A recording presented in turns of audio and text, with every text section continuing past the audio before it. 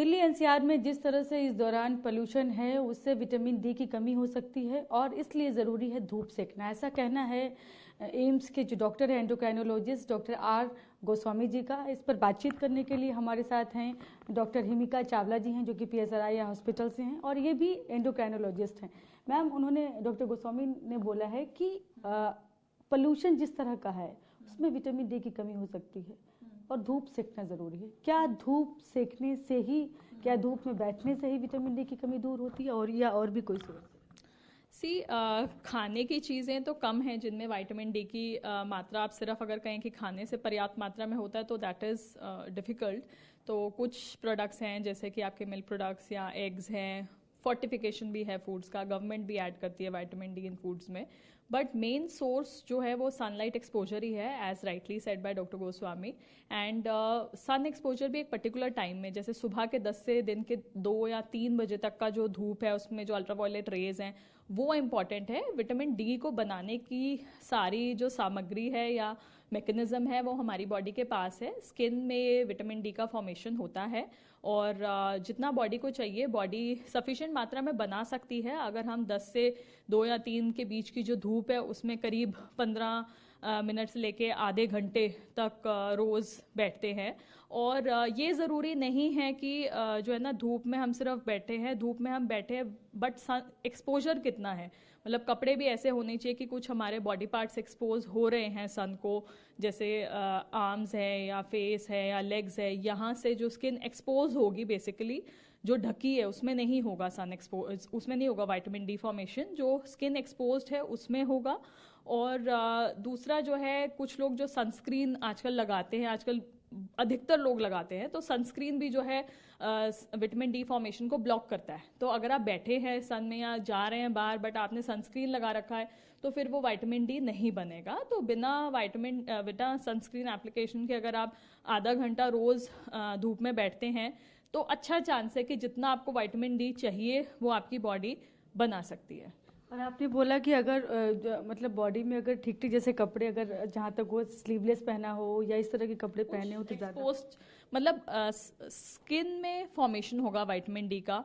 और स्किन अगर ढकी है या सनस्क्रीन है तो वो विटामिन डी फॉर्मेशन फिर जो यूवी रेज करती हैं वो नहीं कर पाएंगी। तो जैसे लोग सन बाथ करते हैं बीचेस पे, तो वो चीज़ जो है ना, जो एक्सपोज बॉडी पार्ट्स है, जैसे आप जो कपड़े पहन रहे हो उसमें थोड़ा जो एक्सपोज बॉडी पार्ट है, जैसे एक्सट्रीमिटीज़ है, आपके हाथ या पैर है, फेस है, यहाँ से विटामिन डी फॉर्मेशन होगा। अच्छा, अगर कपड़े फुली कवर्ड में उतना नहीं होगा। अगर कपड़े पहने हैं तो किस तरह के कपड़े और कौन से रंग पहनकर बैठ सकते हैं? नहीं, ऐसा कोई रिकमेंडेशन नहीं है। बेसिकली जो एक्सपोज पोर्शंस हैं वो इम्पॉर्टेंट है कि थोड़ा बॉडी पार्ट्स जो है वो एक्सपोज हो जिसमें सन की रेज जाएं और आपके स्किन में विटामिन डी का फॉर्मेशन हो। और सनस्क्रीन जो है वो नहीं होना चाहिए, अगर सनस्क्रीन है तो वो ब्लॉक करेगा। या स्किन जो जिन लोगों की स्किन बहुत डार्क है उसमें भी विटामिन डी जो है थोड़ा सा देर लगती है बनने में और कम भी बन सकता है एज कम्पेयर टू जिनका कॉम्प्लेक्शन ज़्यादा फेयर है। हाँ, तो मैम, क्या आपने कहा कि अगर जितनी देर आप बता रही, अगर इतनी देर तक बैठते हैं रोजाना, रेगुलर की बात करें तो फिर विटामिन डी की कमी नहीं होगी? विटामिन डी की कमी होने के चांसेस कम हैं। स्टडी भी है, डॉक्टर गोस्वामी की ही स्टडी है और अधिकतर जो है उस स्टडी में कई वर्ग के लोगों को देखा गया था और अलग अलग प्रोफेशन से। तो जो लेबरर्स थे यानी या रिक्शा पुलर्स थे, अब ये लोग जो हैं सन में बहुत टाइम स्पेंड करते हैं सन एक्सपोज में, और कपड़े क्लोथिंग भी इनकी फुली कवर्ड नहीं होती क्योंकि इनको इस तरीके का काम होता है। तो इनमें विटामिन डी लेवल बहुत अच्छे पाए गए थे क्योंकि ये रेगुलरली सन में जा रहे थे और बिना किसी सप्लीमेंट्स के इन दो कैटेगरी ऑफ लोगों में बहुत अच्छे विटामिन डी लेवल्स पाए गए थे। तो हाँ, अगर हम इस तरीके से करते हैं, मतलब बैठते हैं आधा घंटा इन द रिक्विजिट टाइम जो है आपका 10 से 2-3 के बीच का जो समय है, तो उसमें विटामिन डी बन सकता है और ऐसे ही बनता आया है हमेशा। अच्छा, दूसरा मैम, आजकल जितने भी लोग जब टेस्ट कराने जाते हैं तो ज़्यादातर लोगों में, खासतौर से महिलाओं की बात करें तो उनमें और भी ज़्यादा, टेस्ट कराते ही तुरंत ज़्यादातर लोगों में देखा जाता है कि उनकी रिपोर्ट पे विटामिन डी की कमी आती है। तो क्या सच में विटामिन डी की कमी इतना लोगों को हो रही है? हाँ, हो रही है विटामिन डी की कमी, क्योंकि हम लोग आप खुद ही देखिए, आप और मैं सीडेंट्री लाइफस्टाइल है, हम पूरा दिन जो है अंदर बैठे हैं अपने ऑफिसेज के या अपने घर के, और समर्स में भी देखें तो इतना स्कॉचिंग हीट, आजकल टेम्परेचर्स इतने ज़्यादा जा रहे हैं, तो सबके लिए पॉसिबल नहीं है रोज़ जो है ना आधा घंटा पीक समर में 10 से 3 इस पीक समर जो पीक सनी पीरियड है उसमें बैठना। तो बहुत जो लोग जो है जो थोड़ी खुली जगह में हैं या रूरल एरियाज़ की अगर हम बात करें, आज भी ट्रेंड है, लोग धूप सेकने के लिए बैठते हैं आधा पौना घंटा डेडिकेटेड, तो उनमें विटामिन डी लेवल्स अच्छे हैं। बट क्योंकि हमारी लाइफ अब इस तरीके की हो गई है कि हम लोग ज़्यादातर इंडोर्स रह रहे हैं और हमारी इंडोर सीडेंट्री टाइप की लाइफस्टाइल है, हम बाहर उतना नहीं जा रहे हैं, स्पेशली इस टाइम पे अगर जा भी रहे तो मतलब लोग मॉर्निंग वॉक के लिए जाएंगे तो अर्ली मॉर्निंग जाएंगे, या फिर इवनिंग वॉक्स के लिए जाएंगे तो इवनिंग में जाएंगे, बट अर्ली 7 बजे की मॉर्निंग वॉक में उतना विटामिन डी प्रोडक्शन नहीं होगा क्योंकि सन की रेज उस प्रकार की नहीं है। तो विटामिन डी की कमी बहुत प्रेवलेंट है, और विटामिन डी सिर्फ बोन हेल्थ से रिलेटेड नहीं है, उसके बहुत सारे बाकी भी यूजेस हैं, हमारे इम्यूनिटी से भी उसका रिलेशन है, हमारे इंसुलिन रेजिस्टेंस से भी उसका रिलेशन है। तो विटामिन डी एक हार्मोन है जिसका कि बोन में मेजर इम्प्लीकेशन है, बट बहुत ऑर्गन्स को इफेक्ट करता है। डेफिशिएंसी इसकी काफ़ी कॉमन है और आसान इलाज काफ़ी आसान है, बट हाँ उसको मेडिकल सुपरविजन में करना चाहिए। आई थिंक वो हम डिस्कस करेंगे। दूसरा, जब भी हर किसी को लगता है कि विटामिन डी की कमी ना हो, कई बार लोग तो बिना रिपोर्ट आए भी, क्योंकि बाज़ार में खुले तौर पर तमाम का अलग अलग ब्रांड्स की विटामिन डी की टैबलेट्स आ रही हैं, तो लोगों को लगता है कि बस फटाफट जाओ और गोली ले लो और विटामिन डी दूर, मतलब किसी कमी ख़त्म हो जाएगी। तो क्या ऐसा होता है कि गोलियां खाने से जो लोग डॉक्टर के पास भी नहीं जाते, कई बार लोग ऐसा भी करते हैं और सीधे टैबलेट्स लेना शुरू कर देते हैं, क्या कमी उसकी दूर होती है? कमी दूर होती है, बट ये सही तरीका नहीं है, क्योंकि जो रिकमेंडेड डेली अलाउंस होता है हर विटामिन का वो एक सेट लिमिट है। जैसे कि लिमिट मोस्टली जो है 600 से 800 यूनिट है प्रतिदिन विटामिन डी की, कि भाई आप इतनी मात्रा में अगर रोज भी कंज्यूम करेंगे तो आपको एक डिसेंट लेवल मिल जाएगा, और एटलीस्ट जो है ना टॉक्सिसिटी नहीं होगी, क्योंकि डेफिशिएंसी दूर करना इंपॉर्टेंट है, बट टॉक्सिसिटी भी हो सकती है इस विटामिन की, क्योंकि ये फैट सॉल्युबल विटामिन है, एक बार ये आपके शरीर में चला गया तो इतनी आसानी से निकलता नहीं है, इसकी हाफ लाइफ भी बहुत लंबी है।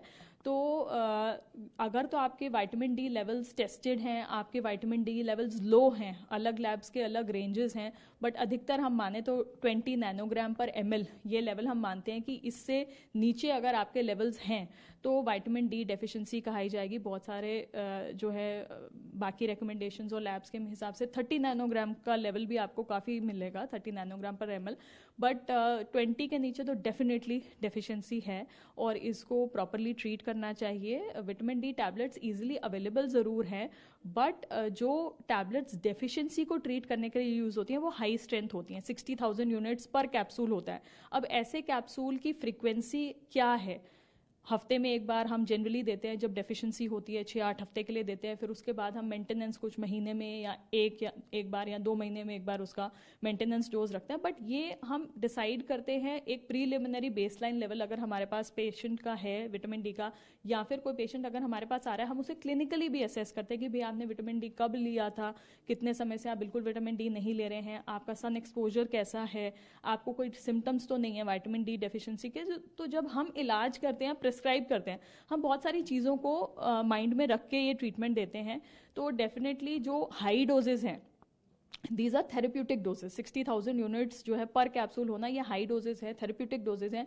ये मेडिकल सलाह के बिना लेना जो है करेक्ट नहीं है, क्योंकि जनरली हम 6 से 8 हफ्ते देते हैं। कई बार ऐसा लोग होता है कि विटामिन डी की दवाई उन्होंने किसी ने डॉक्टर ने बताई या किसी ने उनको बता दी, और वो कई हफ्तों तक या कई महीनों तक वो वीकली डोज लेते चले जाते हैं, और ऐसे पेशेंट्स में फिर जो है विटामिन डी टॉक्सिसिटी हो जाती है, विटामिन डी टॉक्सिक लेवल्स में भी जा सकता है। अगर 100 नैनोग्राम पर ml से ऊपर आपका लेवल चला गया तो विटामिन डी टॉक्सिसिटी हो जाएगी। ये बहुत इंपॉर्टेंट है, और आजकल हमारे पास बहुत पेशेंट आ रहे हैं, जैसे आपने पॉइंट आउट करा, लोग ओवर द काउंटर जाके विटामिन डी के हाई स्ट्रेंथ वाले कैप्सूल्स ले रहे हैं और इसके चलते विटामिन डी टॉक्सिसिटी भी आ रही है हमारे पास। टॉक्सिसिटी में क्या हो रहा है बॉडी में? टॉक्सिसिटी में ये है कि आपका विटामिन डी, जैसे मैंने बोला, फैट सोल्यूबल विटामिन है। अगर एक पर्टिकुलर टॉक्सिक डोज के ऊपर वो चला गया तो वो आपकी जो है ना बहुत आसानी से बॉडी से निकलेगा नहीं। वो हाई लेवल्स आपकी बॉडी में मेंटेन रहेंगे। विटामिन डी का लेवल बहुत ज्यादा होने से अल्टीमेटली क्या है, कैल्शियम अब्जॉर्प्शन कराता है विटामिन डी, तो कैल्शियम के लेवल्स आपकी बॉडी में ज्यादा जा सकते हैं।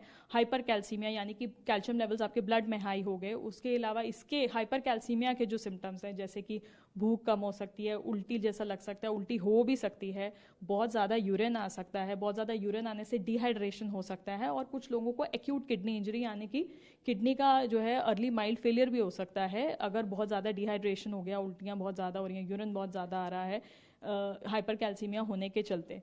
तो और ऑन द लॉन्ग रन अगर इसका है तो बहुत ज़्यादा देर तक अगर आपके ब्लड कैल्शियम लेवल्स हाई हैं तो वही कैल्शियम लेवल्स हाई जो है वही ब्लड आपका किडनी से भी फिल्टर होगा, तो किडनी में स्टोन्स भी बन सकते हैं आपको। तो विटामिन डी टॉक्सिसिटी से ज़्यादातर जो सिम्टम्स हैं वो आपके कैल्शियम लेवल्स हाई होने से होते हैं। और उसके अलावा इरिटेशन भी हो सकता है। जो एल्डरली लोग हैं, जो ओल्ड लोग हैं, उनको bone pains here and there, vitamin D उनको कोई ना कोई दे देता है और वो फिर लंबा चल जाता है। तो ऐसे पेशेंट्स, जो लोग ओल्ड होते हैं, उनका रेगुलेटरी मैकेनिज्म भी थोड़ा वीक होता है, तो विटामिन डी लेवल ज़्यादा होने से इनके कैल्शियम जल्दी बढ़ जाते हैं। और कई बार कैल्शियम का स्तर ज़्यादा होने से ये पेशेंट्स कन्फ्यूजन या फिर गफलत में भी प्रेजेंट कर सकते हैं। आपके ब्रेन का फंक्शन भी ये इफेक्ट कर सकता है। तो vitamin D toxicity is a dangerous thing, तो और अवॉइडेबल है अगर हम प्रॉपर सलाह के साथ विटामिन डी लेते हैं। अगर हमें खुद से विटामिन डी लेना है तो जो रिकमेंडेड डेली अलाउंस है हमारा 600-800 इंटरनेशनल यूनिट्स डेली, डेफिनेटली 1000 आयु डेली को हम एक्सीड ना करें। 1000-2000 आयु के भी कैप्सूल्स आते हैं विटामिन डी के। अगर खुद से लेना है तो फिर हम ओवर द काउंटर इस प्रकार के सप्लीमेंट ले सकते हैं, बट 1000 आयु से ज़्यादा डेफिनेटली जो पेशेंट, जो मतलब नॉर्मल पर्सन है, प्रेग्नेंट नहीं है, लैक्टेटिंग नहीं है, उसको डॉक्यूमेंटेड विटामिन डी डेफिशिएंसी नहीं है, हड्डी की कोई बीमारी, ऑस्टियोपोरोसिस वगैरह ऐसा कुछ नहीं है, जो नॉर्मल इंसान है, उसको इससे ज़्यादा एक्सीड करने से जो है चांसेस ऑफ टॉक्सिसिटी डेफिनेटली हैं। भले ही it's a rare condition, but it's a preventable thing. और ये कम्प्लीटली आइट्रोजेनिक है, हम ये खुद बना रहे हैं क्योंकि हम प्रॉपर सलाह पे नहीं जा रहे हैं। तो आपने बताया कि विटामिन डी की कमी को दूर करने के सिर्फ 2 तरीके हो सकते हैं। एक तो दवाई हो सकती है, लेकिन दवाई आप अपने से मत लें, हाई डोज न लें, जो आपने बताया उसी सप्लीमेंट्स जो अवेलेबल हैं, अगर जो 600-800 आयु है या 1000 आयु है, वो ओवर द काउंटर मिल भी जाते हैं और उनको आप ले सकते हैं। बट हाई डोज जैसे 60,000 आयु का जो है हमारा थेरेप्यूटिक डोज है, हम विटामिन डी डेफिशिएंसी को ट्रीट करने के लिए यूज़ करते हैं, वो पेशेंट अपने आप से नहीं ले। बट आजकल केमिस्ट ऑफर कर रहे हैं, पेशेंट्स जो हैं हो सकता है उन्हें कभी दिखाया हो, प्रिस्क्राइब भी किया हो, तो ओल्ड प्रिस्क्रिप्शंस पे जाके वो ले रहे हैं, जो कि सही नहीं है। डॉक्टर की प्रॉपर सलाह से ही विटामिन डी की दवाइयाँ लें। बिल्कुल बिल्कुल, क्योंकि टॉक्सिसिटी भले ही रेयर है मगर उसके कॉन्सिक्वेंसेस सिवियर हैं और प्रिवेंटेबल कंडीशन है, जो कि हम खुद जो है गलत डोज लेके कर रहे हैं, तो उसको दैट्स कम्प्लीटली अवॉइडेबल। अच्छा, आपने बताया सिर्फ 2 ही तरीके हो सकते हैं उसको दूर करने के। एक सन में अगर आप धूप में प्रॉपर रहते हैं, जितना देर बताया इतनी देर तक, और अगर आप जो दवाइयाँ जो उसकी कमी को दूर करने के लिए हैं, सप्लीमेंट्स जो हैं, वो अगर लेते हैं तो दूर हो सकती है। इसके अलावा भी कुछ है कि जो आम लोग जो ये गोलियां ना खाकर, या यही एक इलाज है क्या, या क्या इतर भी कोई इलाज है?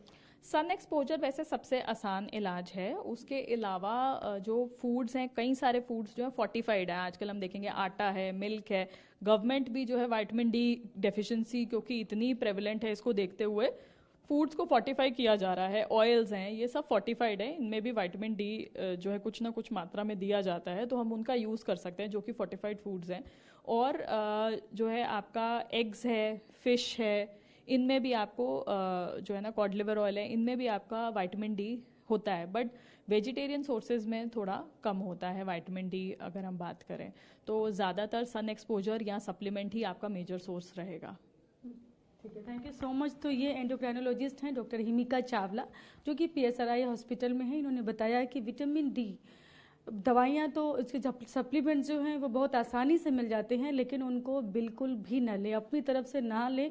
डॉक्टर जितनी दिनों के लिए बताएं उतने ही दिन के लिए ले लें, क्योंकि अगर आप ज़्यादा ले लेते हैं तो उसके जो बुरे असर हैं वो आपको और ज़्यादा बीमार कर सकते हैं, आपकी बॉडी पर ज़्यादा आपको ज़्यादा उसमें कहेंगे कि बीमार कर सकते हैं आपको, और ज़्यादा उसके जो असर है ना वो आपको खतरे में डाल सकते हैं, आपकी जान को खतरा दे सकते हैं। इसलिए ज़रूरी है कि कमी को अगर हो रही है तो डॉक्टर की बिना सलाह के कोई भी दवाई बिल्कुल भी ना लें। कैमरा पर्सन रोहित के साथ में शालिनी वाजपेयी, TV9 भारतवर्ष, दिल्ली।